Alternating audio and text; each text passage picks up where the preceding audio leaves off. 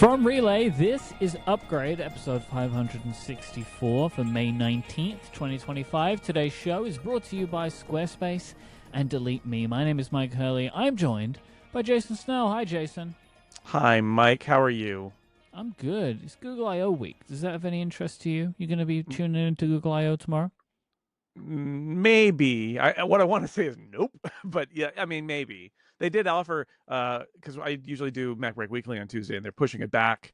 And they said, you guys, you can come early if you want and just talk about Google I.O. And to that, I gave a resounding nope. I'm not going to commentate on it, but I pay vague attention. I do that second level. It is a tech keynote that I get to enjoy through the reflection of people who are paying attention to it rather than having to pay attention to it myself. I like that. It's not one I expect to watch live, but I will plan to watch it later. I will definitely watch one of the chopped up Verge. Yeah, the Verge edited down. Those are the good ones. Because Google I/O. I mean, I watched they did their Android show thing, right? Where they just said stuff in Android. And I watched all of that because that was like 15 minutes long. But Google I/O is like 3 hours, and it's like just full of every team. We'll find out. I mean, I don't know. It's obviously all Gemini all the time. It's the expectation. We'll find out what it's all about. Maybe we'll talk about it next week, but probably not. We'll talk about it on Connected, though. Anyway, I have a Snell Talk question for you. It comes from Colin, who wants to know, Jason, do you ever fill out a scorecard when you go to the baseballs game? Yes, the baseballs game when they roll the baseballs around. Yep, open the gates, roll them out.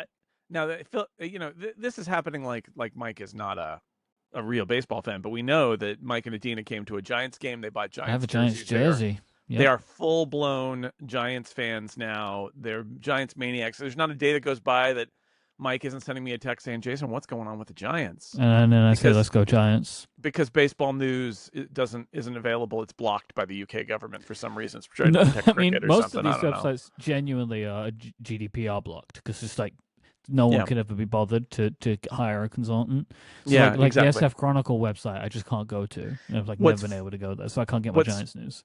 Yeah, that's true. That's true. What's funny about all of this is that there is they do a series, a Major League Baseball series in London every year now. The tickets are so hard to buy.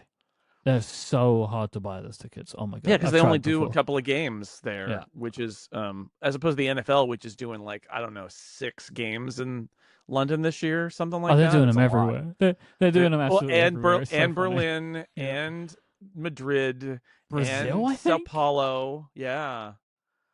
Oh yeah. That's the sign of the league that thinks that it can conquer the world, and it might be able to. It's got the money for it. Mm-hmm. Anyway, baseball. So I was at the Giants game on Saturday night. I sent Mike, as I often do when I go to a baseball game, I sent Mike a picture of the baseball field from the stands.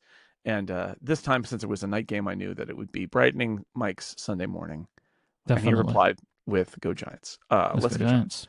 Mm-hmm. So, answer to your question, Colin, do I ever fill out a scorecard while you're at a baseball game? Well, Colin, this is one of those things where I'm going to top you and say, actually, no, I don't fill out a scorecard at a baseball game because I own my own scorebook that I bring to every baseball game I attend. And this is going to lead to the inevitable podcast follow-up question, which is, Jason, what scorebook do you bring? Which I think I have covered on at least one podcast recently, but I'll just mention it again. It is the EFIS Half-Liner. We'll put a link in the show notes. This is really good looking. It's great. It's really well done. You would appreciate it from a standpoint of it being very carefully designed. The paper is good. The heavier cover board is really good. Just on your lap, really well made. Previously, I used the What's the scorecard that I got a couple copies at Cody's Books in Berkeley, which is out of business. And when I got through those two books that I bought, I thought, what am I going to do? And one of the sports writers I follow on back then it was Twitter actually, recommended the Half-Liner, and I love it. It's very good, and it's got some cute touches like what's the current weather conditions. And one of them is it's on television, which I like. If you're scoring a game on TV instead, you can just put it's on television. And it's also got who are you rooting for, which I also find just kind of adorable, like home or visitor. And yeah, it's great. So I do keep score at baseball games. I really enjoy it. It not only sort of focuses and gives you something to do that also makes you pay attention to the game. It leads to amusing moments where I need to go to the bathroom and I tell Lauren to preserve statistical integrity, which is not. I mean, I actually told her on Saturday. I'm like, don't worry about it. Like, it's on the scoreboard what happened. I can just fill it in later. It's not a big deal. But I like it, and it does become a souvenir. I was just looking through. We were wondering if have they won every game we've gone to this year. I can answer that question. I've got my visits to Arizona where we go to the Diamondbacks games with my mom. I've got those in there. I was just looking the other day. John Oliver did a piece about minor league baseball teams with silly promotional names, and I've got the Eugene Exploding Whales promotional game that he talked about. We were there. I've got that in there. And then I actually noticed that there's a current San Francisco Giant who played in one of those games, and they're written down in the scorebook too. So there are a lot of reasons why I do it, and it's fun. So that's my long Snell Talk answer. Yes, indeed. I keep score at every single game. And I use Brad Dowdy's Spoke pen, his Kickstarter collab. I use that Spoke pen in orange, Giants orange. To do the scoring because it rides along. It's got the neat little magnetic top, and it rides along, perfectly fits in the little rings of the scorebook, which is nice. So I don't lose my pen and have nothing to write with. Very good. If you would like to send in a Snell Talk question for us to open a future episode of the show, please go to upgradefeedback.com and send in your Snell Talk. As you can also send in follow-up, to which some people do. One of those people was Joey, who wrote in to say, Mike said something about the final episode of this season at the studio on last week's show, but there are 2 more episodes left. I was very happy to get this Surprise! feedback. I don't know why I thought that was the end. It did feel like the end, episode 10. But then last week's episode 11, another banger. Just, oh my God, the show continues to absolutely crush it. Great cameo from Matt Bellany in the episode, which is wonderful for listeners of the town. Just a, oh my God, I love the show so much. I think I'm 2 episodes. I think I'm 2 episodes back now, but it's great. I love it. There's been so much, really, and then I was traveling, and when I'm traveling, we sort of don't watch the shows that we watch together, and so we're like way behind now. But we did just watch episode, I don't know, 7 or 8 last night. So we'll get there. We'll get there.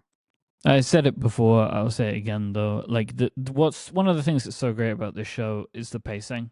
They cram so much stuff into 30 minutes. Like, it's truly astounding. Like, the show feels so much longer each episode than it is, but not in a bad way. It just feels like so much happens. And I think a lot of that is just because of the production. It's like it's all as many one shots as they can do, they're doing, and so you're kind of like in the moments for longer than you would normally in a TV show. Like, there's actually quite a lot of just watching characters walk places, like and like get ready for a moment, which you would not normally see. It's a very, very, very good show. If you have not watched the studio, you should watch the studio. Like, don't just think like, oh, it's just for people that love movies. Like, it's, you know, people who really care about the film business. It really rewards people who do, but otherwise it is also just a very funny show, like kind of like a situation comedy kind of show. So I recommend it. Last week, President Trump said to the media, and I'm going to read this. So I'm quoting here, all right? So, you know, it can be a bit. I had a little problem with Tim Cook yesterday. He's building all over India. I don't want you building in India, I said to Tim. I said, Tim, look, we treated you really good. We put up with all the plants that you build in China for years. Now you got to build US. We're not interested in you building in India. India can take care of themselves. We want you to build here. Trump also said Apple were, quote, upping their production in the United States. That last part doesn't mean anything, but the first part is like, whoops, there goes the tariff dodging plan. Well, does it though? Maybe. Does it? I mean, I think the game Apple's playing, and this is the game that everybody's playing right now, which is there's reality and then there's Trump reality. And Trump reality isn't, it's related to, but not actually anchored to reality. And so what they want to do is find a way to allow the president to declare success in getting Apple to do what he wants, while also being able to manage their business and be a decent business. And so you end up, you know, there will be pirouettes. There will be smoke screens. Yep. There will be a hall of mirrors. They will make declarations of things. And, the goal is for Apple to be able to, one, execute its business like it wants, and two, not get the president to make their business harder and give him opportunities to declare victory. And in fact, like, as much as that's like, I got a little problem with Tim Cook, but then he says, but Apple's upping their production in the United States. And I think this is the game they're playing. And I think behind the scenes, this is the message that they're sending, especially to the people, underneath him, who they talk to probably more often, which is, it's impossible for us to just open an iPhone plant in the US. So we have to find ways to ship the products now while we're also building for the future. And, you want to be able to kind of steer it. But the problem is that the guy at the top is just going to do whatever he is going to do and say whatever he's going to say. And if the Eye of Sauron comes on you, in that moment, you're like, yeah, we are building plants in India, but we love you, and we're building 500,000 billion whatever's in Trillion, the US, bajillion. and it's great. And just hope that the eye moves elsewhere, and then you can just sort of sigh of relief. That's life for businesses in the United States right now. That's it. So we'll see. Yep. I think my point, Apple had a plan, right? Which was just, we'll just move it to India. We're still paying tariffs. We'll just move it to India. I don't think that they expected him to be like, Well, I mean, he says it, but the plan. Does that mean he's actually raising tariffs in India? Are they going to strategically increase tariffs wherever Apple is just to spite Apple? Or is he just expressing off the top of his mind his dissatisfaction with this thing, which is probably there's somebody inside the administration who said, sir, we've already told you, they can't do it right now, but they are working on it, and 500 billion and et cetera, but they also need to ship iPhones this year, and they can't do that there. And then, he maybe he hears that, and maybe some of that plants in his brain and other stuff doesn't. And that's the deal. That's the deal. The thing that I'm wondering here, like in the long term, like is what plays out, because I'm unsure of what the Trump administration actually thinks tech companies are capable of or willing to do, or like any kind of manufacturing. Like, do they actually believe at any level that, let's say Apple could manufacture iPhones in America? I genuinely don't know the answer to that question, because we all say they can't. I mean, technically they could, but you wouldn't, right? Like, they could try, but it's not going to work, right? Or they could pour in the trillions of dollars to make the $4,000 iPhone, right? Like, you could, in theory, with absolute brute forcing, you could do it in some period of time, say, right? And I just wonder, like, what is the end game, like, to all of these tech companies saying they're going to do this? Like, is the expectation ever at any point that any company is going to increase their U.S. manufacturing? I mean, the cost to do it in the U.S. is so great that I don't think that there's a tariff regime possible that would make it worth it. Honestly, no, for sure, there isn't. It would take the cutting off of all supplies or something. You would laugh at the 145% tariff at that point, right? Yeah, for what the cost of the iPhone would be. If you had an assembly plant ready to go, you would have to import all the parts. Right? Almost all the parts, maybe not all, but many of them. So I think we've seen it with the Mac Pro. I think there are going to be gestures toward assembling some lower volume products in the US. I think there will be some gestures toward propping up suppliers that are based in the US, which already exist, and that's been going on for 10 years at least, if not longer. And it's Apple boasting about Corning building, doing Gorilla Glass in the US. It's now, despite the fact that Trump is against it, I guess because it's a Joe Biden thing, like the CHIPS Act and the fact that they're building TSMC plants that are legacy nodes, right? But they are TSMC chip plants in the US. That is going to allow them to source those chips from the US.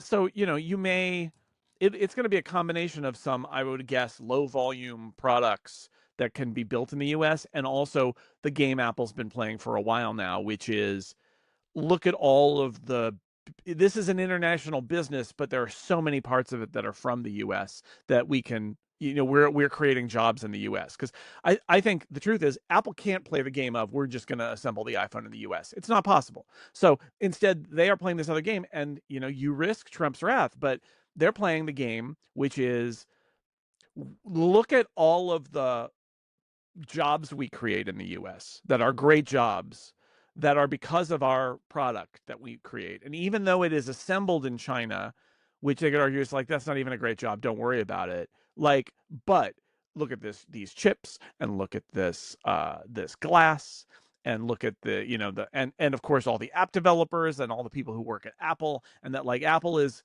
an international company, but it's also got a huge amount of jobs that it's creating in the US.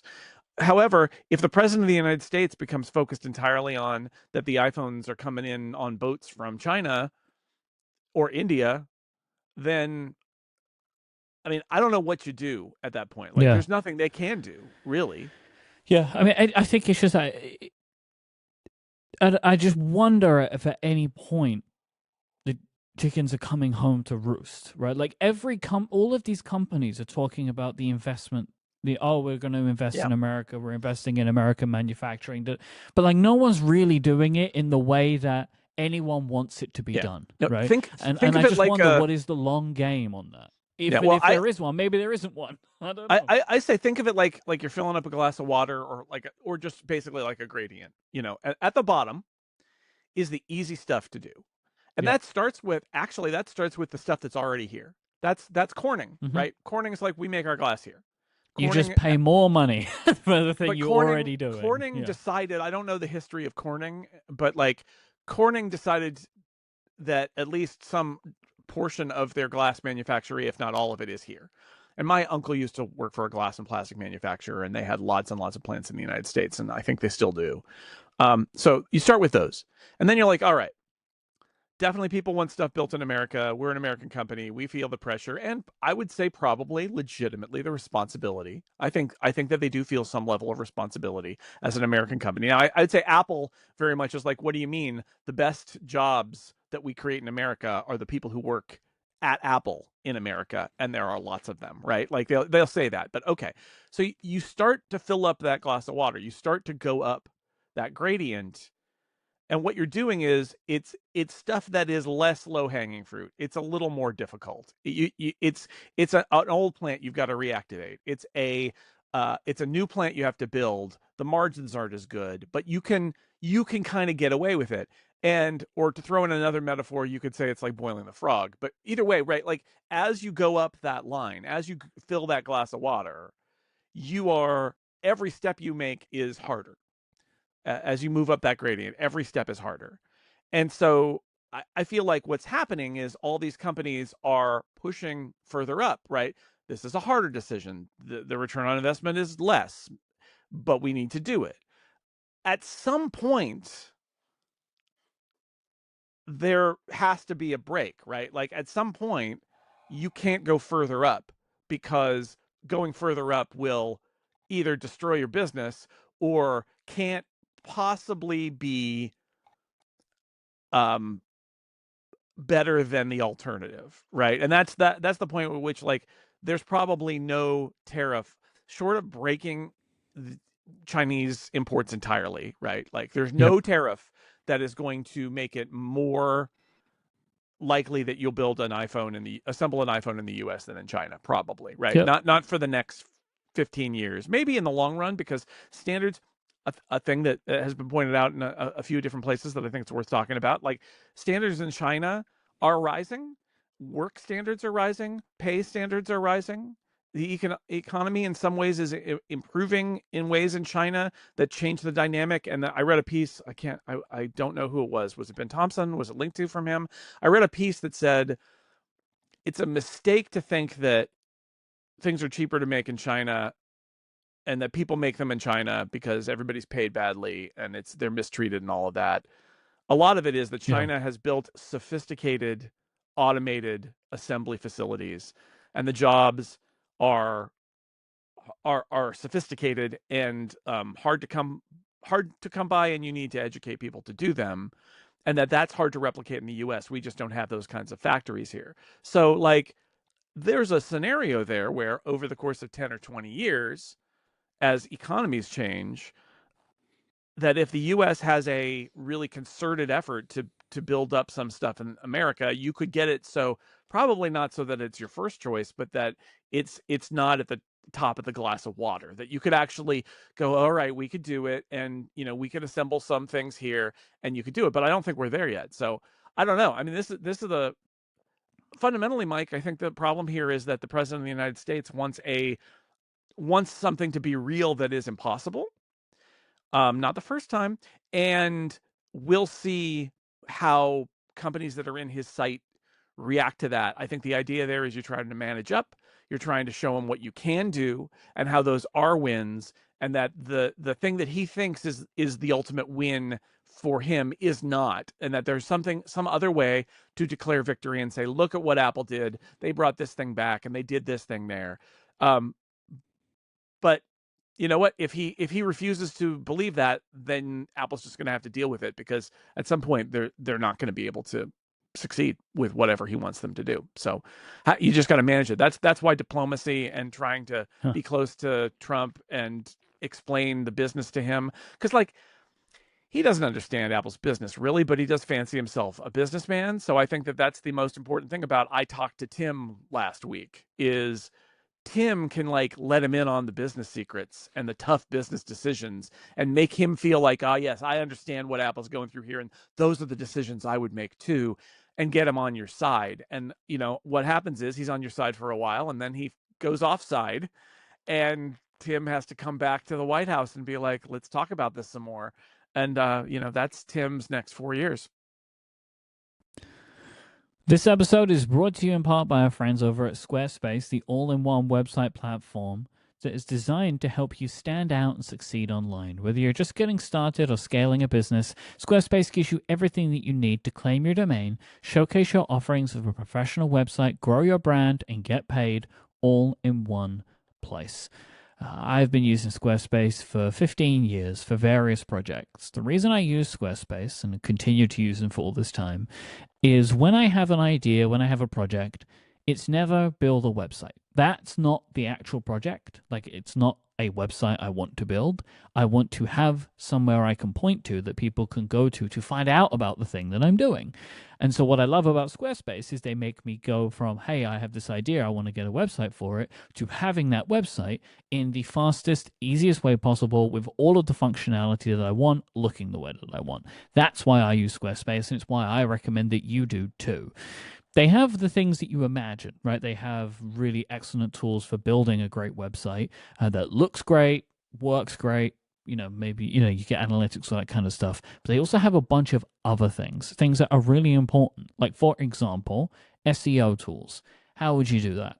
I don't know. But nobody wants to build a beautiful website only for 0 people to see it, which is why every Squarespace website is optimized to be indexed for better descriptions, an auto-generated sitemap, and more, making sure that people find your website through search engine results. Important. Or what about if you want to accept payments? How would you do that? Well, it's easy with Squarespace.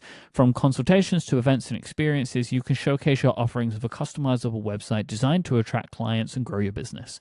Think built-in appointment scheduling, email marketing tools, and more. Plus, keep everything cohesive with on-brand invoices and get paid easily with online payments. Go to squarespace.com/upgrade and you can sign up for a free trial. When you're ready to launch, use the code UPGRADE at checkout. You'll save 10% of your first purchase of a website or domain.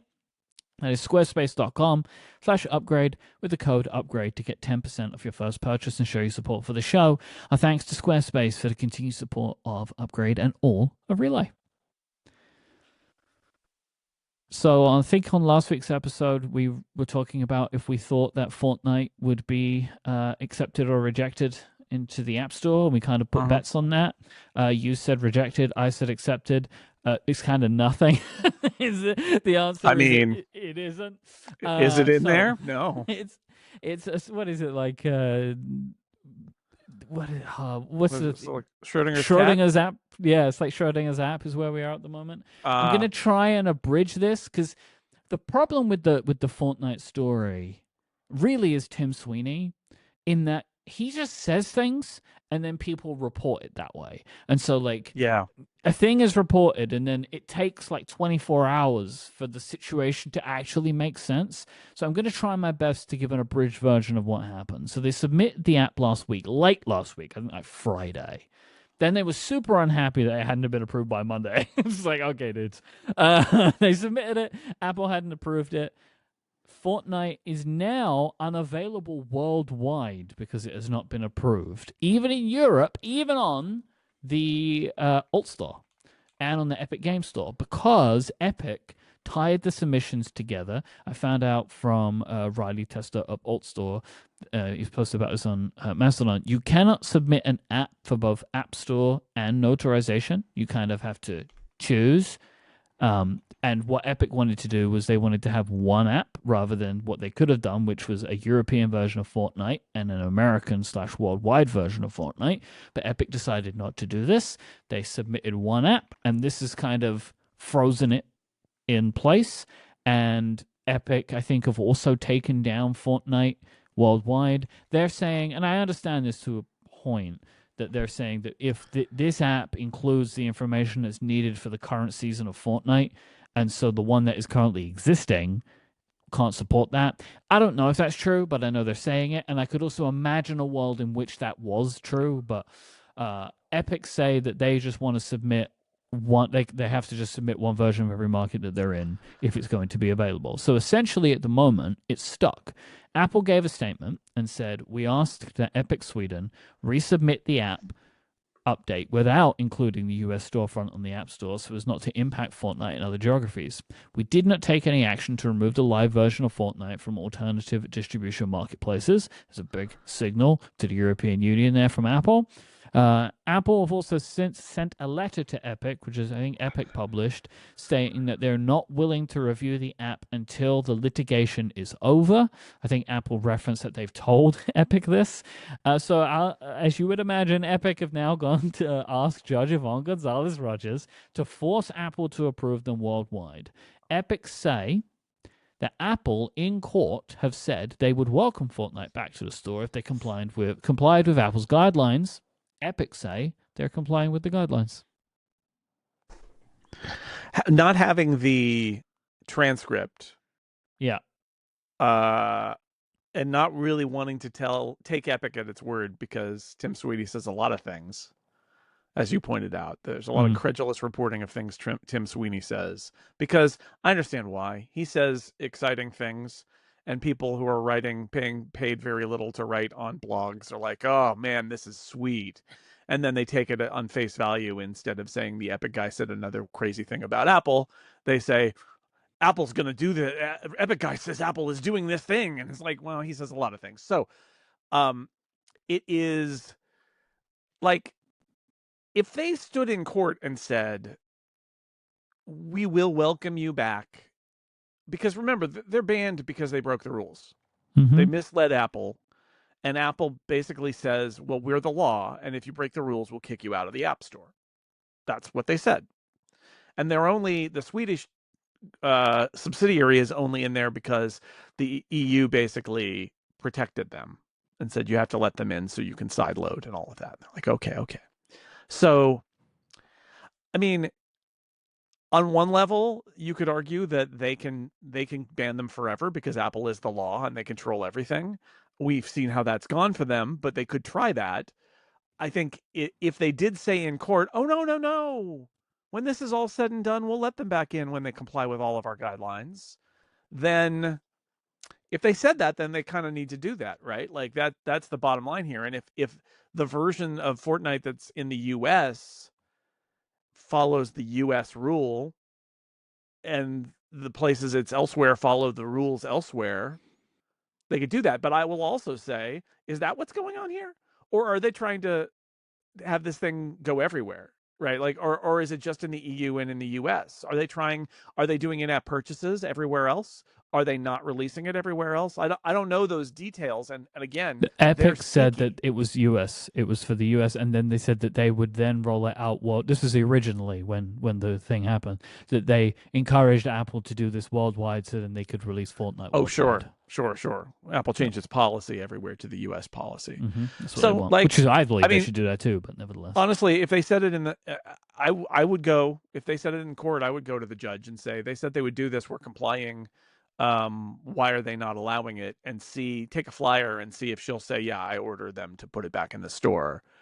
Because it's another case where Apple is being kind of petulant here. But, from Apple's standpoint, it's very much like... So I found a post on Daring Fireball from September 2021, which references an Apple statement to the website protocol, which now no longer exists, but we're just going to take it as John did the copy-paste correctly. As we said all along, we would welcome Epic's return to the App Store if they agree to play by the same rules as everyone else. Epic has admitted to breach of contract, and as of now, there's no legitimate basis for the reinstatement of their developer account. So, like, I have some vague memory of them saying something in court that was what Epic is saying. I just can't find it, but I'm going to take that as a, like, this is the kind of thing they're referring to. Yeah, but this is very much Apple's, like, we can't do this because our rules that we control and define preclude us from doing this. It is very much their argument there, right? Which is like, well, our hands are tied by ourselves, and we're handcuffed, but we own the keys, and the keys are in our hands, and we can unlock the handcuffs. But look, we're in handcuffs. That's a little bit of what's going on here too. So they can let him back in. Of course they could. I think that they're just being. Their argument right now is, look, we're trying to overturn this rule. So what we don't want to do is let Epic in and then have the rule be overturned, and then we kick Epic back out. But the fact is, if Epic wants in, and they said they'd let him in, the judge is probably going to say, well, no, let him in. And because you can't, what the judge would probably say is, my guess is, you can't delay.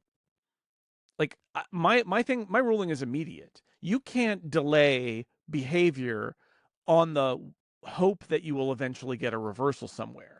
Because legally, we passed that point, and I ruled, and I restricted your behavior, and that's the rule in the U.S. right now. So you got to let them in.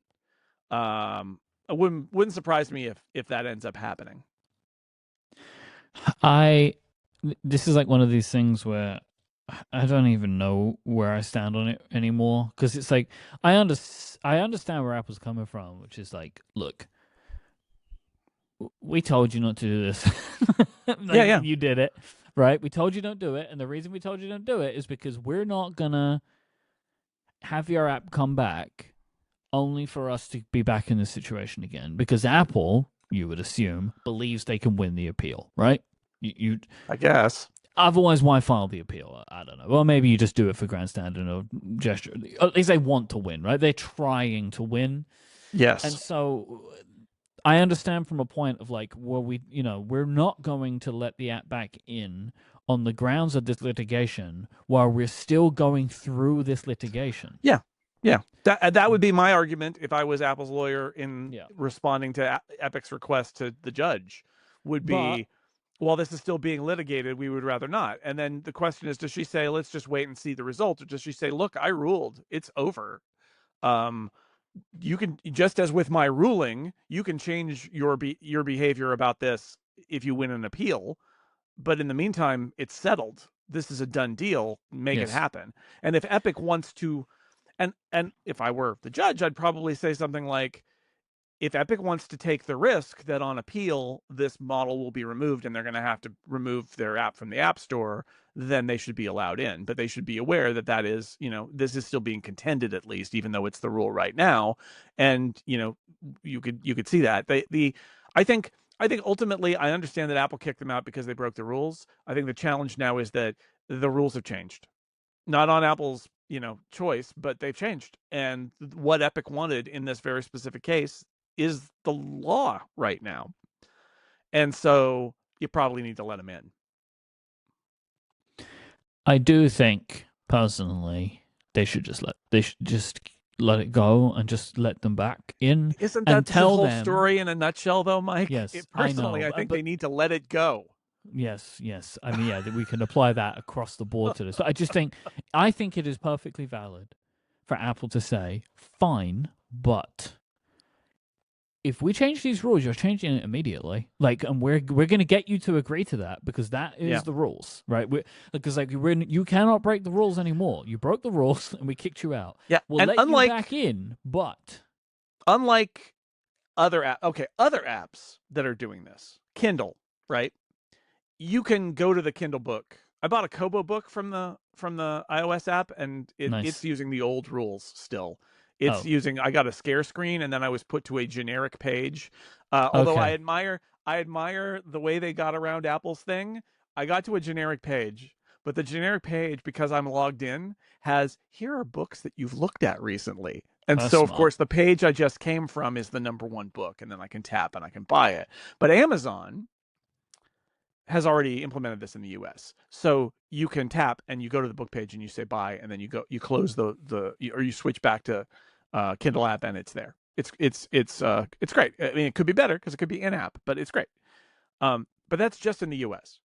And so everywhere else in the world where this rule does not apply, Kindle app doesn't do that. It's written in the code that's like, if you're in the US, you can do this, otherwise do that. The problem with Fortnite is Fortnite doesn't have a fallback mode for this, right? They don't. They're not in any other store. They're just in their alternative EU marketplace. And that means there isn't a version of Fortnite right now. I mean, there was back in the day, but like, do we think that they have built Fortnite so that there's a switch they can easily flip to go from the thing that they've fought all this time for to the thing that they hate and tried to get around? I don't believe so.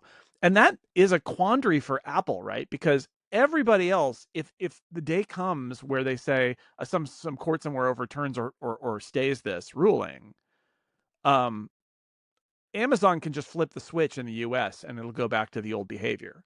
Mm-hmm. But Epic can't do that. Epic doesn't have a prior mode to go back to, is my guess. And so what happens then, right? Like what is Apple's assurance? And that goes to what your point is, which is Apple would basically need to say, the moment this rule is not in effect, you either switch it to comply or we remove you from the store. That's it. You have to understand that that's what's going to happen. Because there's no trust between these two companies. So maybe Epic will be willing to do it, because they certainly being in the US App Store with the new rules would be the clearest victory Epic has ever gotten in this case. We will see. CarPlay Ultra is a thing that is now exists. So it is the next generation of CarPlay, which was CarPlay announced unbelievably at WWDC 2022, which I cannot believe was that long ago, but it was. This was the version of CarPlay where essentially CarPlay was going to take over every screen in the car. So that would not just be the entertainment, but would also include the navigation cluster, like sort of the dial cluster, showing your speed and stuff like that. Everything kind of software that you could see in the car would be provided by Apple. When they announced this, it was like, hey, here's a bunch of things that's happening, it's coming soon, and it's taken this amount of time, and there seems to have been some tumult in the middle. It is next generation CarPlay is now CarPlay Ultra. Ultra is finally launched in a shipping car. The Aston Martin DBX has it, and previous Aston Martins within the last few years, owners can go to a dealer and have CarPlay Ultra put into their car. I love that. I think it's like a firmware update. I'm expecting that has to happen. Drive your Aston Martin to your Aston Martin. I mean, who are we kidding? Yeah. You're probably driving it there to be serviced at some point in the next week anyway. So just go ahead and do that. It doesn't seem like this is a product that launched the way that Apple wanted it to. So I think it's closer, because remember, they were so light on specifics back then. And I don't know if you remember this. Maybe this was when you were traveling, or maybe I just did this for the summer of fun, but we did the verticals. And I did a segment with Sam Abu El Samid, who's a car journalist, about this 3 years ago, almost. And at the time, if you go back and listen to that interview, at the time, we're like, how is this going to work? Because he said, like, the low-level stuff that is like your tachometer and your speedometer and stuff, like, legally, that has to be running on a real-time operating system. And Apple's not building a real-time operating system and loading it in partner cars, right? Like that's not happening. They have their own systems on there. And I think if you go back to that conversation, one of the things that we speculated is this going to be theming where the car firmware can accept a theme from the iPhone and say, okay, now we're using red or whatever, and now we're using this, like not and sophisticated theming of like, here's what the needle looks like, and here's what the dial looks like, and here's how you want to do it. And that was actually one of the theories back then, because Apple's announcement was so broad, and it was like, oh, look, everything is CarPlay. And Sam was like, they can't do that. Like, how would they do that? So this, to me, it feels like this Aston Martin demo that we got, and there's a great Top Gear video. Really good. Everybody should watch. It's so good. It gives you all the details about it as you watch a British man sweat in a car that's in Palm Springs with the AC off because he's recording a video. Just a little side note. I thought that was amazing. He's like, I can't turn on the AC right now and he's dying. But it's a great video.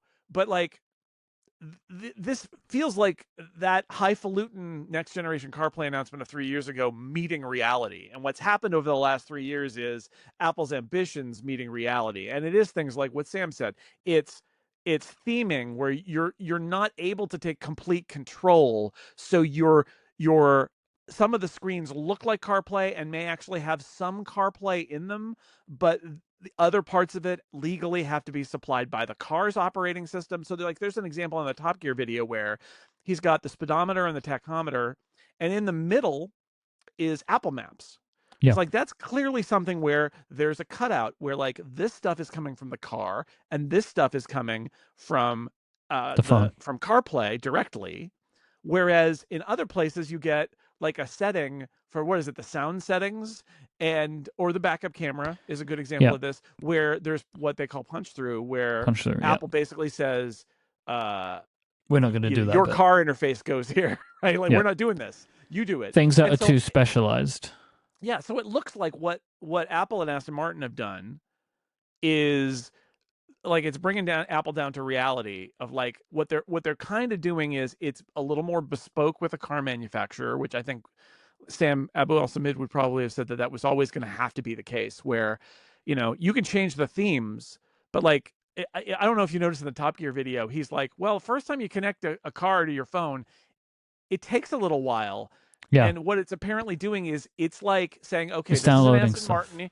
Here are the theme files. Send the theme files into the Aston Martin so that we're all on the same page. And then he switches themes, and the look, like there's that one that looks very, very Apple-y, where all of the needles are replaced with like little progress bars, because what you want is progress bars. We love a progress bar when we're driving. Sure, great. Instead of like the circular radial kind of interface, there's a speedometer that's more like a progress bar. Okay. But it's still like, they've still had to come to Aston Martin and work on the themes together. And the look is a combination. I mean, I saw somebody comment on that video and said that video is a pitch to car makers, is what that video is saying. And they talk to the guy from Aston Martin, the designer, who's like, oh, it was such a great opportunity to work with Apple because we have so much respect for Apple, and having them work with our brand to make beautiful things in our car is something that we really valued. And I could see, like, it's totally, the message is, come on, Apple will work with you. They're your partner. They're making your thing more awesome, and you still have some degree of control. And it's just like 3 years later, I know that the car industry moves slowly, and that's part of it, but it also feels like we're getting down to the nitty-gritty details of reality, which is like some of the stuff Apple kind of dreamed about doing. It can't do. It has to work. It has to get down and dirty with the people who build the cars. Yeah. I think that's the difference between what Apple showed in 2022 and what we have now. Is I genuinely believe that what Apple thought they were going to do was just download their chosen UI onto cars, and that was that. But what they've had to actually end up doing is work independently and directly with car makers to design something that feels good for the brand, and include co-brand even on the startup screen. Yeah, between the car manufacturer and Apple. And you know what? That is exactly how it should be. That is it is. exactly how it It should be, is. because the hubris to assume that the car makers would just be like, go for it, Go for and it. Knock yourselves this is out. like a thing. Like Nilay I Patel has been very focused on this with executives. He gets car executives on his podcast Dakota, and he asks them point blank if they'll do it. And I think it was Mercedes who said, "Why would we have another company take over our offerings, like our visuals? Like, why would we give that to another company?" And that is the case. And so you're right. I think they were able to work with to work directly with Aston Martin. For whatever reason, they could get Aston Martin on board to do it first, and they have decided, and they're working with Aston to market this to other companies. Yeah, essentially. I suspect some of it is that they were willing, and that they're a pretty low volume, right, and probably nimble in a way, right, just because they're so low volume that there's not a scope. Like these big car manufacturers, the scope is ridiculous, but Aston Martin was like, yeah, we'll do it. We'll be your pilot program, and we'll take advantage of, I mean, what the designer said, we take advantage of Apple being really hands-on with us, and Apple probably learned a lot of stuff too. They're very clearly marketing this to everybody else. Yep. It does seem reasonable. Like, again, if I'm a car manufacturer, the question is, do I want this? And strangely enough, I think the answer is, it depends on how much you fancy yourself an interface design company as a car maker, right? Like, obviously GM, don't get me started, GM has decided that they want complete control, and that their stuff is going to be better than Android phones or iPhones, and that people aren't going to want to connect CarPlay or Android Auto, because they're going to make this amazing thing that you're going to have to pay a monthly OnStar fee for, and that they're not going to put those other things in their cars. Okay. I think I suspect strongly that there are a lot of car manufacturers who are like, yeah, we have to do it, but we don't like it, and we don't really care, and we don't really think that our customers are buying our cars for our infotainment system. So, like, if Apple wants to come and make a spiffy infotainment system that we can show off, that all iPhone users are going to be blown away by, and like, great, like, and we can use their designers, so we don't have to just lean on our designers, because we do it, but we don't love it. Like, because today car interfaces are full of touchscreens and screens, right? I think there are a lot of car makers who are like, they do it, but they don't like it, and they don't feel a point of pride, and it's not what they focus on.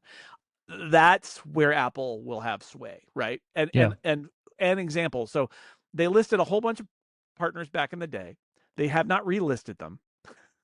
They said, and I've seen this misreported, where people are like, oh, well, they listed Hyundai, Kia, and Genesis, so I guess that's all that's left. But the press release is very clear. They're like, those are new partners in addition to partners previously announced. So yeah, but the problem is the partners previously announced list includes companies that are definitely not doing that it. are definitely not doing it, right?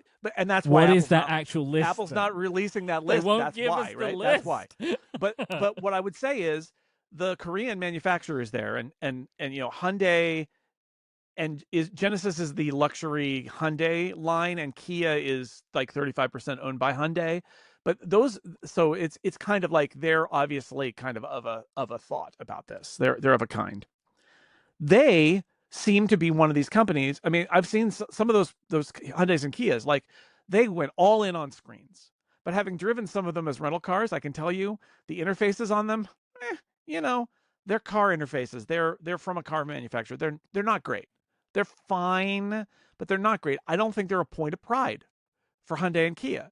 So if you're Hyundai and Kia, and you say, oh, Apple wants to roll in and make our experience on iPhones like super awesome and Apple-y for everybody who owns an iPhone, you say yes. Maybe, especially if you get the guy from Aston Martin's like, no, it's good. It's good. We worked on them. They know the score now.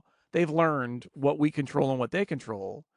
So that's where I think this is that you're going to see car companies that find value in partnering with Apple, probably because they don't find a lot of value in spinning up a giant team to design, world class, like GM fancies itself capable of doing, saying, well, why would we not work with Apple? Like the Aston Martin guys, like, why would we not work with Apple? People love their products and people love, are familiar with their interfaces. And why don't we just work with them? And they want to work with us.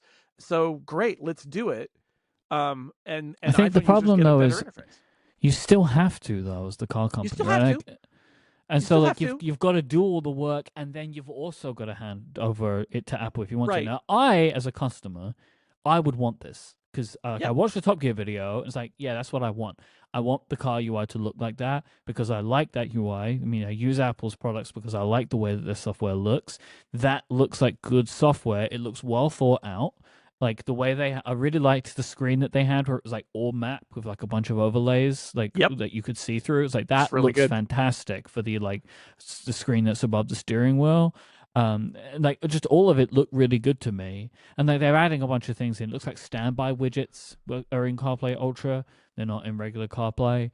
I don't think. And so it looked really nice. Like I would want this, but it is. I understand why some car companies are a bit hesitant to it because like, well, we've got to do this anyway. Why do we then just give it all over? And I think this was a much better showing of this product than anything Apple has done previously on their own. Like being able to show, like have this product shown in an Aston Martin, show the co-branding and get Aston Martin to talk about it.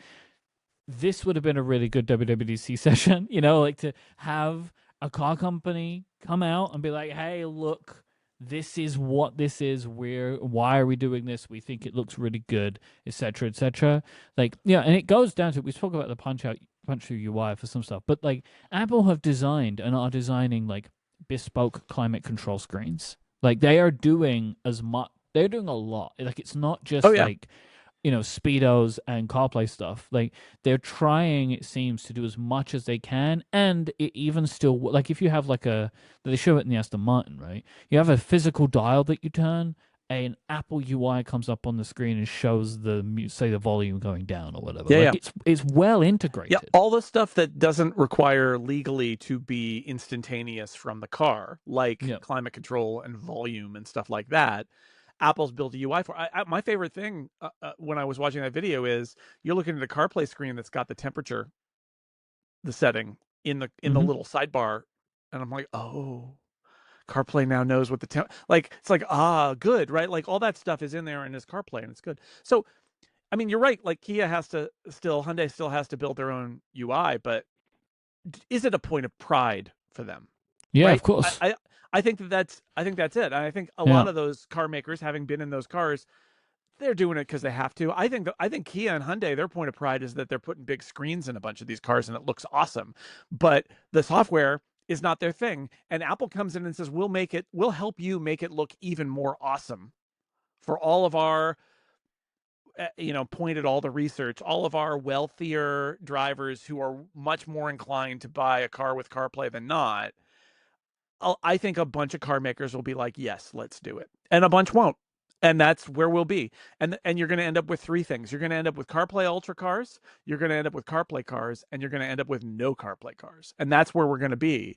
And, but I looked at this and Joe Steele, our friend, pointed out there's still a bunch of really bad CarPlay screens just in general, like the settings app where it's like just a horizontal bar where on the far right is on or off and on the far left is what it is. And it's like, yeah, CarPlay needs a refresh in general. A lot of those controls are like just ported in from the iPhone and they're not good and they're not great on a car touchscreen and they should be better. Absolutely grant you that. But with that said, I'll say, I looked at this and thought, this looks pretty cool. I like the idea of having my iPhone be a key participant in what my car interface looks like. Even if it's not controlling it all, it's a key player in it because my iPhone is very important to my life and I have lots of apps on it that I care about. And GM saying, forget it, you're going to use our software and you're going to like it. It's like, well, no, because you don't have Overcast and you're never going to get Overcast. And I just don't want that. I want my iPhone matters more to me than your software. But, a lot of car companies are going to do this. And as an iPhone person, I look at it and I think that's pretty cool. I like it. I mean, could it be better? Yes, but I like it. It looks good. It's a nice proof of concept. I don't know, because of the internal politics, how this will play at other car makers, but I'm interested in the fact that that Top Gear video lets Apple and Aston Martin make their case about why it's actually pretty nice and is not, it's not a complete abdication of your role. Like, they put the design by Aston Martin like on the speedometer, and they've got the dual branding when CarPlay connects, and like that is clearly a message sent to automakers that like, we want to work with you. We want to build the themes based on your design specs. So there are some Apple-y themes, but there are also some very Aston Martin-y themes. Like, and I bet they make really those designers feel so good. They're like, come out to Apple Park, like, well, let's spend some time together. And you can come to the labs. There aren't that many car makers, right? So that is we don't see, app developers are out there going, God, these guys. But it's true. Like, there are so few car makers. There's like 20, Apple, like, that are realistically going to do this. So, like, literally come out to the coast. We'll get together, have a few laughs. Like, we'll drive. We'll drive together. We'll go. Send your whole team to Cupertino, and we'll work on, or wherever they want to do this, and we'll work on this together, and then we will go for a drive, or we will send our people to you. We'll send our people to Germany, to Volkswagen or BMW. Oh, no, that's not as enticing, surely, right? Whatever they like. You want to come to California and then do a California CarPlay road trip? Let's do it. Yeah. We're gonna go down the coast. We're gonna go on Highway 1. We're gonna go out to Palm Springs, where, turn off the AC and you'll die in the car. So keep it on. Because this is where Apple can play. This is where, the stuff that we'd hope they would do more, right? Play to your strengths, which are every designer in the world looks to you as of interest, right? And that you are able to say to designers, just, why don't you want to come hang out with us for a week, 2 weeks, 3 weeks? And it's like, yeah, they do. Yeah, like, that is a thing, right? Like, it's a benefit of working with Apple, right? Park, yes, because it feels, and it will be an ongoing relationship that you have with Apple designers. Because Apple so often is viewed as like, you do our work for us, right? By developers in general, right? It's like, you're lucky, and they do stuff. They go out and they do outreach and all that, but it's very much generally not thought of as Apple courting you. In this case, Apple is going to court car makers, and they're going to make them feel wanted. Mm-hmm. And it's, if I have one thing that I walked away with from that Top Gear video, it's the guy, the designer from Aston Martin, saying, it was such a privilege to work with all the brilliant people at Apple, who are thinking a lot about car design like we are. And we got to collaborate on something that used Apple's incredible design skills. They're, his words, but it was a sales pitch. Apple's incredible legacy of user experience design, and us, who know exactly what our car brand is and what it stands for and who our users are, our customers. And we work together to make this thing happen, and it's beautiful. Like, that is, I would say, a powerful sales pitch to those who want to hear it, right? Like, it is... we'll see how it works, but like, I thought that was a pretty great sales pitch, because it honors the expertise of the car maker, but it also sells the most popular, highest profile consumer brand in the world, that's packed with fairly wealthy users who care about CarPlay. It is a pretty good pitch, right? Which is like, we're not asking you to throw your stuff away, but work with us, and we're going to make an awesome experience in your cars that you're going to love and be happy with and be proud of. It's not just going to be what Apple does. And I think if there's one thing that we could contrast with 2022, right, Mike, is that was sort of like, Apple's going to solve your car by throwing it away and replacing it with Apple. And although Sam that summer was like, I don't know how they could do that, I think that's what's changed. Is the pitch is not Apple's going to throw out your car and turn it into an Apple car. Now it's Apple is amazing and wants to work with you to make a team up, a collab, where we make the most awesome thing that is your brand plus Apple, this beloved brand, working together. That's the sales pitch. It's like, and, Aston X Apple, like Aston by Apple. That's what we're doing. Do you not think? I mean, that's what I thought. That's what they're doing. That boot screen. It was like Aston Martin plus Apple. Yeah, that's it. That's what they're doing. That's what they're trying to do. So I think, I think although some companies have probably fallen off that list as they got the details or as their priorities changed, their strategy changed. I think them adding Hyundai, Kia, and Genesis to the list is interesting because that suggests to me that that's a done deal. That they have a software update coming, that a platform update for their these cars. are cars that have gone through the same treatment that Aston has gone through. Like these are companies that have actually done it, rather than it just be the existing list of CarPlay companies, which is not all of it. No, and we don't even know. It's an old list, and we don't even know who's still on it. But that would be, if you can get. And here's the bottom line. Like, I hear a lot of people really like the Ionic, right, EV line, right? Well, throw in there that now it's going to also do CarPlay Ultra and those giant wide screens that are on there, which are not on the Aston Martin, right? The Aston Martin's a little more conservative than that, but like, and that all gets like taken over by CarPlay, as a driver, it doesn't get taken over by CarPlay in like a weird way where Apple doesn't really understand your car. Every car is going to be laid out by Apple and Kia or Hyundai or Genesis. Yes. To be like right for that screen configuration and all that. I think that's really appealing to that's the way to do it. To like you elevate the existing experience with this extra experience.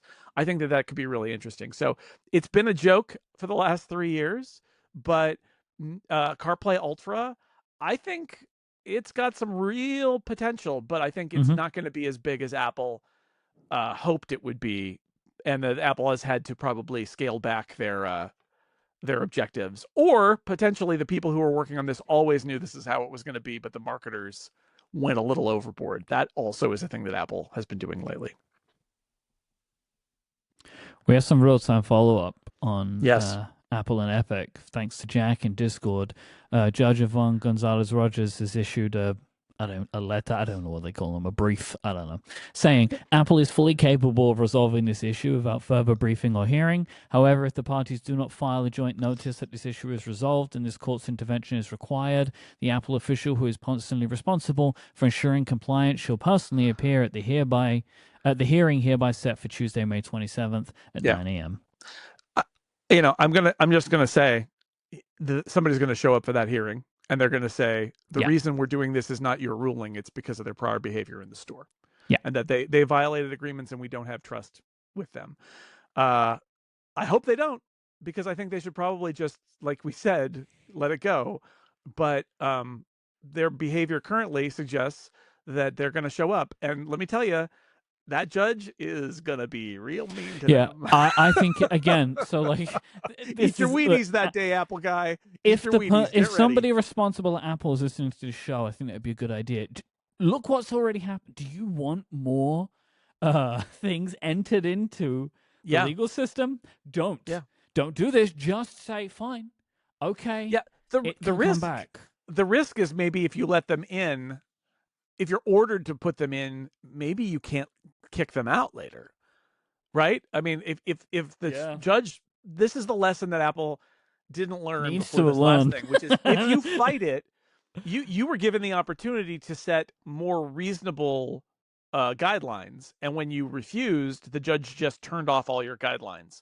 Do you want that to happen again? Basically, 6 months later, Apple App Store review is destroyed. It doesn't exist anymore. Do you want that? That seems like step one, it would be just let this go, because you'll still be able, if you win your appeal, you'll still be able to deal with it. Why are you dragging your feet on this? Just let it go. What's the harm? And if on appeal this gets stayed or overturned, you get to just say to Epic, turn it off in the next 24 hours or you're out, right? Like, you get to do that. If you fight this, you could be making it even worse for yourself. And the tone of this judge's letter is very clear. Don't. She does not want any of more of your BS. She's done. She's tired of your BS. Yes, she is. You know she's done with you. So like, it really is in your best interest now to just find a way, write a piece of paper that everybody signs, right? That like, you're fine as long as the rules are this way. If they change, you need to change. Because this, I think it behooves Apple to not ever go back into a room with that judge. Yeah. You don't make her more angry than she already is. She is big time mad. This episode is brought to you by Delete Me. Delete Me makes it easy, quick, and safe to remove your personal data online at a time when surveillance and data breaches are common enough to make everybody vulnerable. Sadly, it's easier than ever to find personal information about people online. Having your address, your phone number, even your family members' names hanging out on the internet could have consequences, and nobody wants to feel vulnerable. With Delete Me, you can protect your personal privacy or the privacy of your business from doxing attacks before sensitive information can be exploited. I love Delete Me. I am a very happy subscriber to Delete Me because for this very simple fact, I just don't, the information that I don't want to be online, I just don't want it to be there. And it's nigh on impossible for an individual to file all of the removal requests that you would need to file to be able to make this a reality. That's why you want Delete Me in your corner. You tell them what you want to be removed, you tell them what you want to remain, and they will go out and handle that. They are able to track down and find all of the data brokers that exist, and they're able to file your request with them. It really is an incredible service, and they send you regular reports that let you know how all of that stuff is working out for you and what they've removed and what they're in the process of. And then they're continuing to check. If that information comes back, they're going to catch it and they're going to get rid of it. Take control of your data and keep your private life private by signing up for Delete Me with a special discount for listeners of this show. Get 20% off your Delete Me plan when you go to joindeleteme.com/upgrade20 and use the promo code upgrade20 at checkout. The only way to get that 20% off is to go to joindeleteme.com/upgrade20 and enter the code upgrade20 at checkout. One last time, joindeleteme.com/upgrade20 with the code upgrade20. Our thanks to Delete Me for their support of this show and Relay. Rumor Roundup time. Yeehaw! Mark Gurman is reporting that visionOS 3 could see a feature that allows users to scroll content with their eyes. I have no idea how this works when eye tracking is a thing. My eyes! Oh God, my eyes! It sounds uncomfortable too. Like, what am I, like, flicking with my eyes? Like, no, I don't know what this is. I'm intrigued to see. I have some degree of faith in Apple's designers, interface designers on visionOS too, because I think they've done a pretty good job.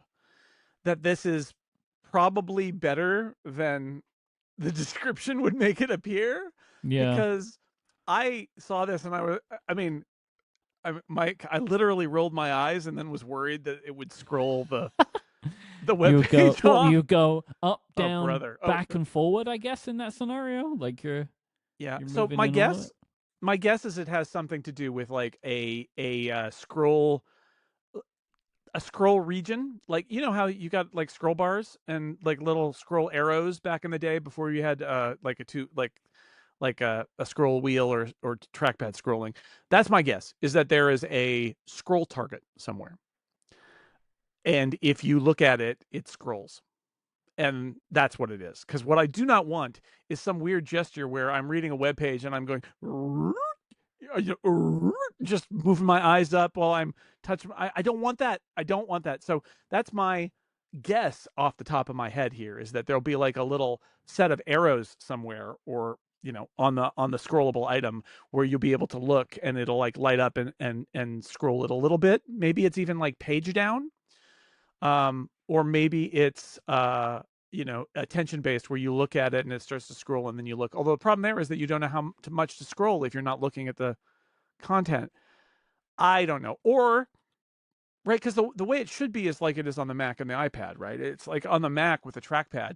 I should be able to do something or make a gesture while I'm looking at content and go, and just kind of like move it and scroll it. That's the way to do that. So I struggle with this one, like moving my eyes to move content. Just. I'd wondered if maybe there was like some kind of hand movement that you make and then the eyes are in control, but I don't even know if that makes any sense. Like I can't conceive of it. I know I agree with what you're saying. That's the way to do it. I just don't know if that's the way they're going to do it, and I just can't get it in my head. I don't like the idea of my eyes picking up something and moving it somewhere else. Like yeah. I don't know. Well, okay. Again, a thing that I've learned is that sometimes the descriptions are not doing justice to the feature. Correct. And I would I mean, like and to have that's a just a little more Vision OS faith. problem in general, right? That like it is a Yes. hard operating system to explain. Yes, that's right. And I can't imagine that the people who designed Vision OS, which is a pretty impressive piece of work, would build something that requires bizarre eye movements, right? Like, I have a hard time believing that. Over the weekend, Mark Gurman and Drake Bennett at Bloomberg published a huge story that details kind of the history of Apple Intelligence and how we ended up where we are. I want to get some key details from the article, but I recommend reading it. There's a lot going on in there that is just, it's like interesting, kind of like soap opera-y kind of feel. Featurey. It's a Business Week feature, so it's a lot of details that we've already heard Mark Gurman report, but it's being put in a kind of a feature story context, and then there's more kind of soapy individual, right? Like, a lot of what Mark reports generally is like, this feature is being worked on and this thing is going to be built and revealed next year and all of that people said. When this is more like John G and Andrea didn't get on with the rest of the executives, right? Which is like, I believe that's true, but like, it's not really a thing that he talks about otherwise. Right. The personal stuff is less forward in his normal reporting, but it comes out in this feature. But I'll break down a few things. A lot of this is like, yeah, of course, right? But it's in here, so it's interesting that it's in here in some form of record. Apple Intelligence wasn't even an idea before ChatGPT launched. And John G and Andrea believed that customers were not looking for chatbots. I feel like that alone, like that could have been his downfall of like, oh, you really didn't see this, right? Like, you are our guy. Like you, and I'm expecting was advocating inside of Apple that they shouldn't build something, right? And like, he's absolutely wrong. This story makes it clear that he looked at chatbots and listed all the negatives, right? He said, they're dumb, they get it wrong, there's questionable value, like, and you can list them all off because they're still true. Like, all the liabilities of chatbots are still true. There are lots of things that are wrong with chatbots.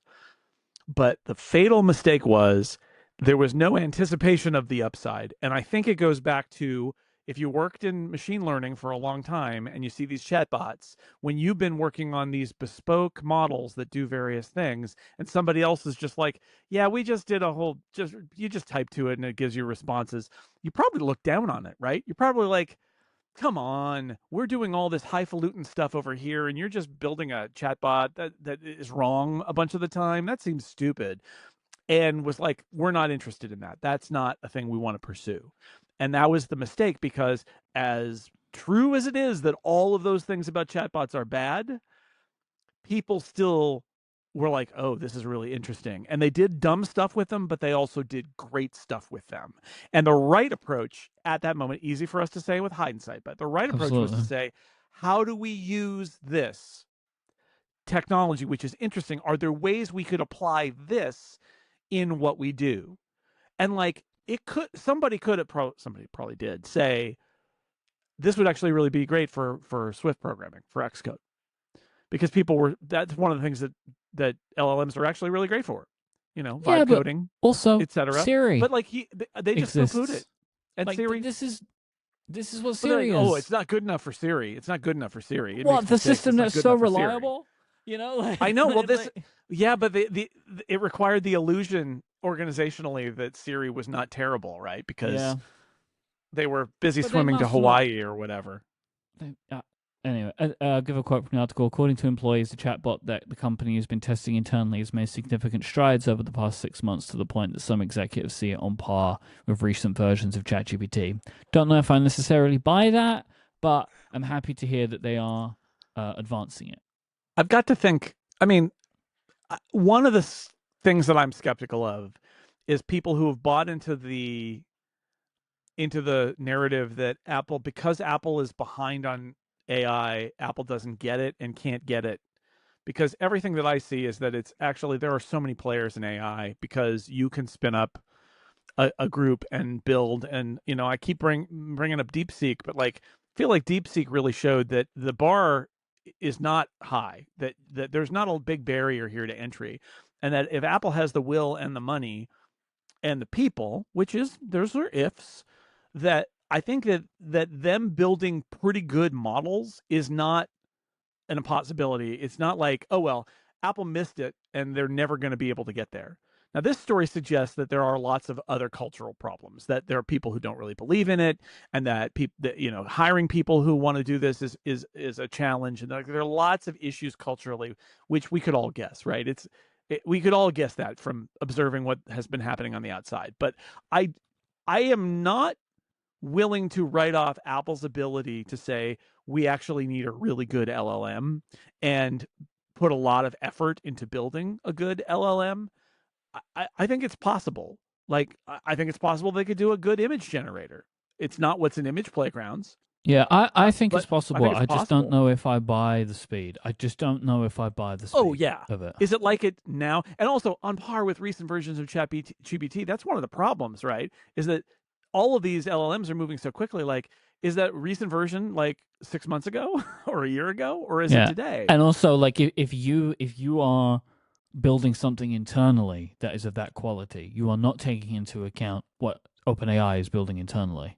Exactly. Which is superior to what is currently shipping. So you're but, still... Yeah. But I would say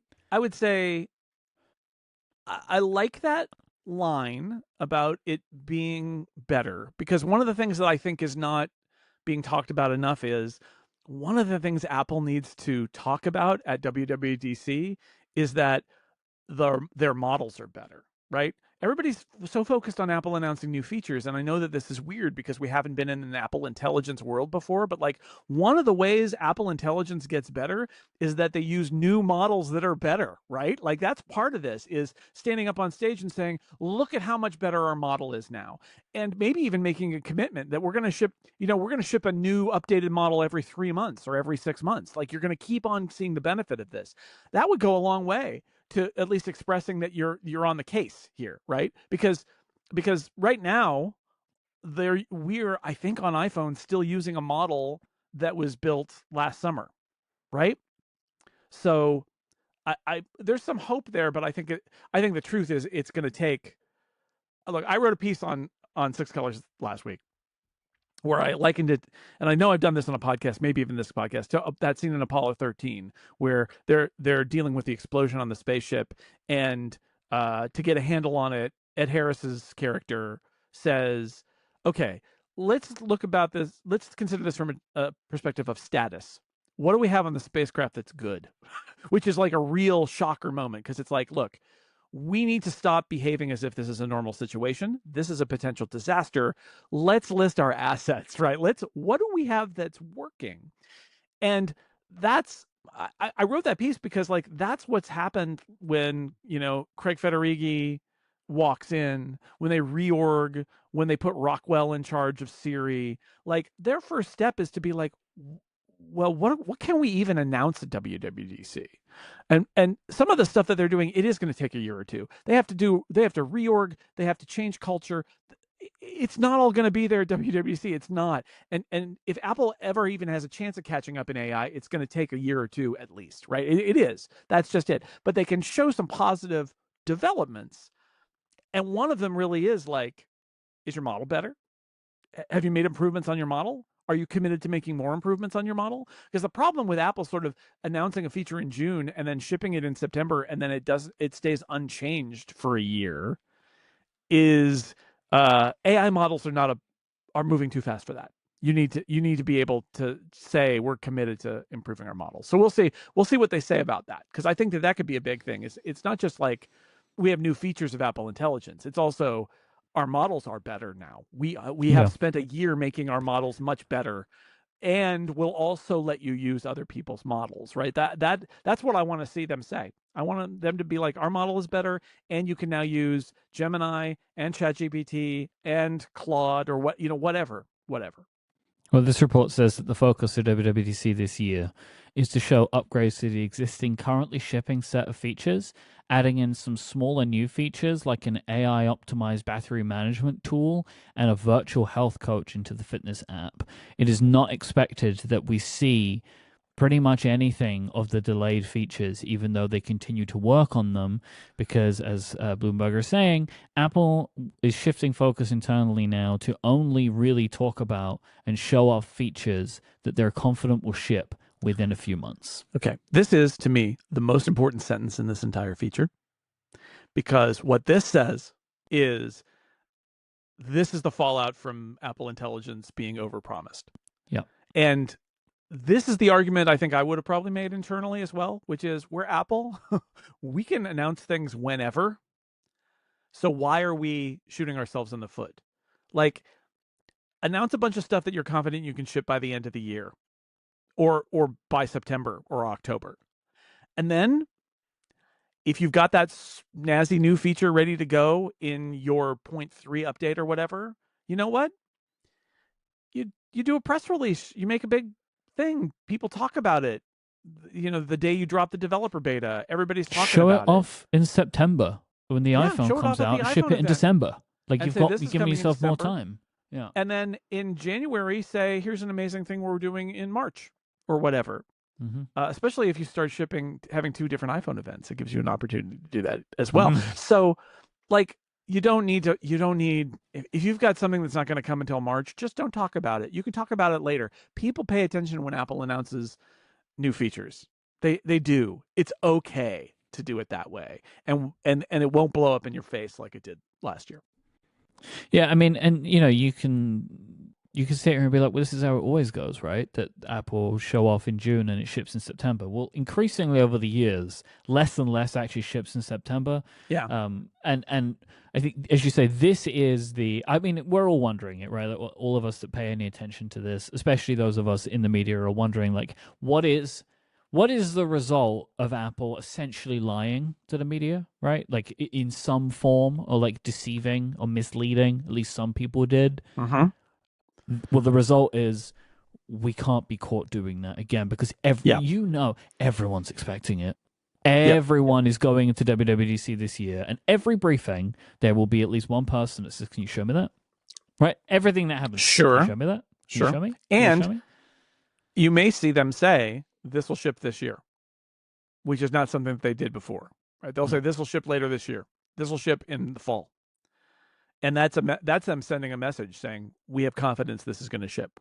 Yeah. Whereas before it was sort of like that Siri section. Remember, even as I'm watching it, I'm like, wow, there's a lot of future tense here, right? Like, oh, we will do this in the future. And it's like, well, when? So if they're more specific about when they're planning to ship stuff, which they do that all the time. They say later this year or this fall or this winter. They can be specific, and then they also need to show things. But I think it's the right thing to do, especially with something where you're not clear. I mean, AI already is really uncertain.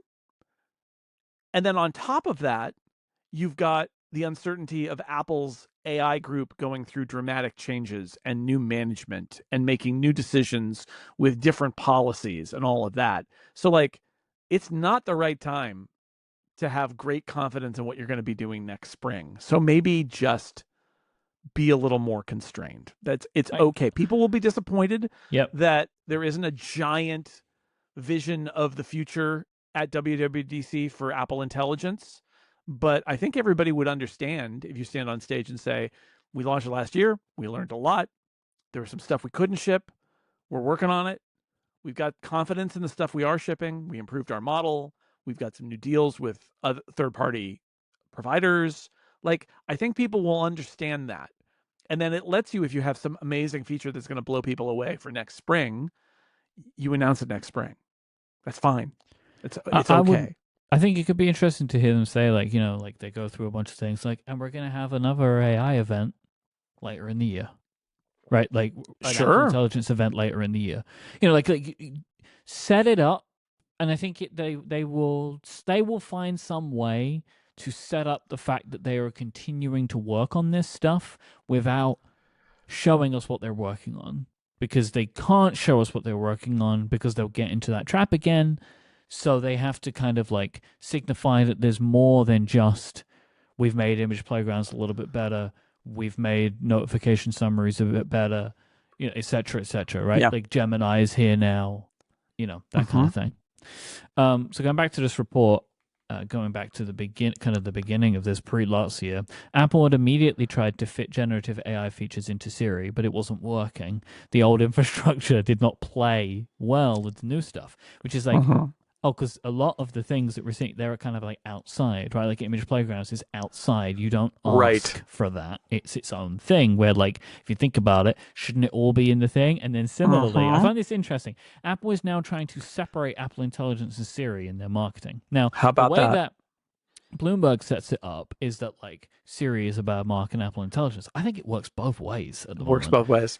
Like, they're both brands are undermining the other thing. Apple has an AI infrastructure team based in Zurich that are working on a new LLM to power Siri. I don't know if this is.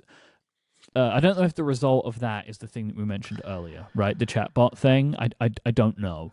I don't know. That doesn't make. I don't know. And then I think maybe the biggest little piece of information I think that got the biggest play is that it is possible that in the EU, customers will be able to have a choice of voice assistant, which is interesting, but that feels rough. I think that is the thing that could genuinely have the bigger impact, like more than like of customers actually doing it, right? Like you could like if you think of the, let's say, tens of millions of people that are using ChatGPT, that you'd open the app and it would prompt like, hey, would you like to be able to access ChatGPT by just asking your iPhone? Like that is a compelling thing that I could imagine people doing. And I also wonder what the implementation of that is. Well, I mean, I can't imagine this is the case, but would these systems be able to do things that are on the iPhone? Probably not, right? But like, what is that? So be interested to see if or what that is. Yeah, if they can build the model a little bit better, one of the things that this describes is that there's sort of two parts of Siri. There's like the information content part, and then there's like the basic tasks on the device part. That's your timers and volume and stuff like that. I wonder, because it already is trying to judge whether it should send that to ChatGPT or not. If you have that setting turned on, you actually, and have it, it'll either ask you or you can just say, don't even ask me. And I've set that up, and sometimes it just chooses really badly about what it thinks it can handle. But like, if you partner with more third parties and you improve or really like reduce the scope of what Siri thinks it can do, you're kind of there. It's not quite the same as just running the ChatGPT app or whatever, but it would allow Apple to sort of let the third-party AIs handle the world knowledge and give it a chance. Then as it improves Siri, it could like take more of that stuff over. I don't know. It's a tough question. And it's not great for Apple if you can just throw it out completely. But also it's not great for customers depending on how it's implemented, because you do also want to just set a timer and have it be the timer in the clock app. Right? You don't want it to be like a ChatGPT timer. Like you don't really want that. So I don't know. That's the one of the challenges of this, is that voice assistants are used for lots of different things. Yep. And I can imagine a company like Perplexity doing a decent job of it because they just did that thing where they're tying into a bunch of like device stuff, right? Yeah, maybe everybody does it that way. And honestly, the Siri Intense stuff, App Intense, the whole idea is that assistants can control your apps, right? Like, so in the long run, this might be less of an issue. But yeah, even in the short run, there are things that the Perplexity app can do on your system. Should we finish up with an Ask Upgrade question? We've run a bit long again today. So much stuff going on. So let's finish out with an Ask Upgrade question, but we've got to get some lasers if we're going to do that. Because this one felt somewhat related, and I thought was an interesting thing to touch on. It comes from John, who says, with all of the tumult happening with Siri AI and the constant failure in Apple software across all of its platforms, with holding back the trailblazing hardware, which we spoke about last time, why does nobody question Craig Federighi's culpability and leadership at the company? Tim deserves a lot of blame for company priorities and issues, but shouldn't Craig, a potential future CEO, also feel the heat for the years of misfires related to the operating system and app development organizations, such as slow, underdeveloped features, bugginess, and delays. All right, not to question the questioner, but first off, I'm not sure Craig Federighi is seen as a possible future CEO, and I think you could make an argument in that he's been there for a long time and he's important, right? So, like, I think everyone kind of, and yet, everyone in the C-suite falls into the bucket potentially, I guess, right? And then second, I know what John is getting at here, but why does no one question Craig Federighi's? Like, no one. It happens. It happens a lot. I feel like we've answered this question before, by the way, but I'm just going to say it again. It does happen. People do bring it up. Nobody really knows what is his responsibility and not. For example, some of the AI stuff, it turns out maybe it was John Gianandrea's issue and not really Craig's issue after all. And I think a broader issue is that in our community, people like Craig Federighi because he's perceived as being one of us in a lot of ways, that he is kind of nerdy. He understands computers and computer programming at a level that many other Apple executives do not. He can speak the same language as a lot of the people who are listening to this podcast and who read Apple blogs and all of that. He's sort of one of us in that way. And so, and he also has, a gift of bonding with the people at events. You see lots of pictures with him. He's very charismatic. He's charismatic.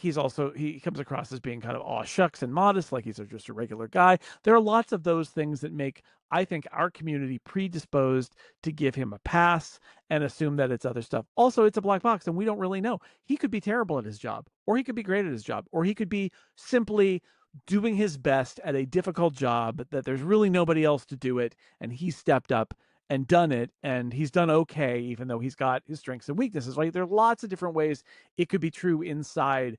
I think if he was a disaster, we would have heard about it from the inside. And I think that that's part of it too. But I do think he gets a shield because he's perceived as being kind of like somebody who gets us or who's kind of like us. And also, when we first met him, he was terrified on stage, and I think people were rooting for him. And I think as he's gotten better on stage, I think there's like a factor of it that's I knew that guy when he was nervous on stage. I think that's a little bit of it too. So, but definitely he needs to be part of the criticism. The challenge is, like with the AI thing, you don't actually know like what's he trying to do, what's he allowed to do.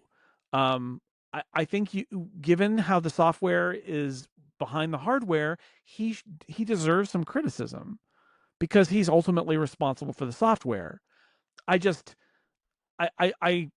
come back to the fact of like, it's the question, it's the Luca Maestri and the GPUs question, which is how much of this is Craig doing the best with what he's given to work with? Like, if you ask Craig Federighi, could you really hire more people so that your software is less buggy? He might say, no, we like who we've got. He might privately say, yeah, it kills me that I can't hire more people. We don't know. But so I think we're predisposed to like him. And it's hard to tell details about everybody wants to single out people and say, like, you fire that guy. But as stories like that Bloomberg story show you, we don't know the details on the inside. And I do legitimately believe that if somebody was a nightmare, especially somewhere on the software side, it would have gotten back through the grapevine. And I don't think it has. So my kind of feeling on this is going back to what I said a couple of weeks ago. Like, I never get into that, like, fire this person, fire that person, because I think ultimately it's kind of a silly thing to suggest from the outside. It's very soap opera. You don't know the details. You just don't know the details. Soap opera. It's really hard to do this stuff. Like, it's really hard. Software is really hard. Hardware is really difficult. It's all difficult because anyone that makes things knows how delays occur, knows how things can go wrong. Like, it's just anybody that makes anything. Like, this is a thing that happens a lot. My current thing on questioning Tim Cook is essentially crimes is the problem. Yeah, well, it's high level leadership stuff that we can see. Yeah, right. That is visible. But like, it's when a company gets to the point of all of that stuff spilling out in court, and like, it's the cultural shift that I feel like Apple has been on comes from one person, right? Like, again, it's like the one person thing of like, you never really know what any of these people want to do, and the CEO has to be the person who makes the ultimate, we're going this way, we're going that way, you've got this, you've got that. Like, it does kind of go back and comes from the CEO. But like, my feeling is just that it just appears to me from the documents that came out in the court case that like there is a cultural leadership problem that is at Apple, and it takes huge cultural change to fix that. That kind of change is most felt if the actual leader of the business changed. Like that would see the biggest change.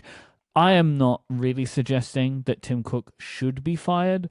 I just now have my own personal case for, and we went through it, I think, in really good detail, like, oh, it might be a good idea to start making public shifts and like suggestions that somebody else is coming, and like we're gonna work, like kind of what Bob Iger's doing, really, of like, hey, I'm leaving at some point, and so I'm bringing up my person.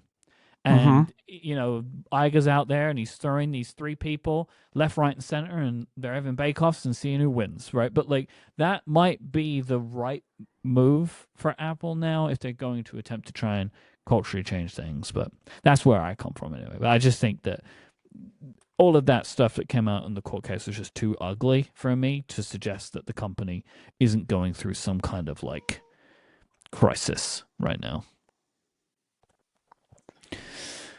If you would like to send us in a question of your own for us to answer in a future episodes of the show, please do. Go to upgradefeedback.com. We always want your questions. We haven't been doing so many of them recently, but hey, summer's coming, so we're gonna have more. We're gonna have less stuff going on and more time to answer your questions. So we do keep them. I keep them in our documents. So please go to upgradefeedback.com. Send us in your questions. You can also send us in your feedback and your follow-up there. We read everything. We really appreciate it. Thank you to everybody that does this each and every week. Thank you to our members who support us with Upgrade Plus. You can get longer ad-free versions of the show each and every week, access to the members Discord. This week we're going to talk about Formula One, Monaco, and Apple Maps, which is a really interesting, weird thing to occur in the world of Apple. If you want to watch this show, you can do that. Every week we publish a video version of the show to YouTube. You can search for the Upgrade Podcast and you'll find us there. Thank you to our sponsors this week, the fine people over at Delete Me and Squarespace. But most of all, thank you for listening. We'll be back next week. Until then, say goodbye, Just Snell. Goodbye, Mike Hurley.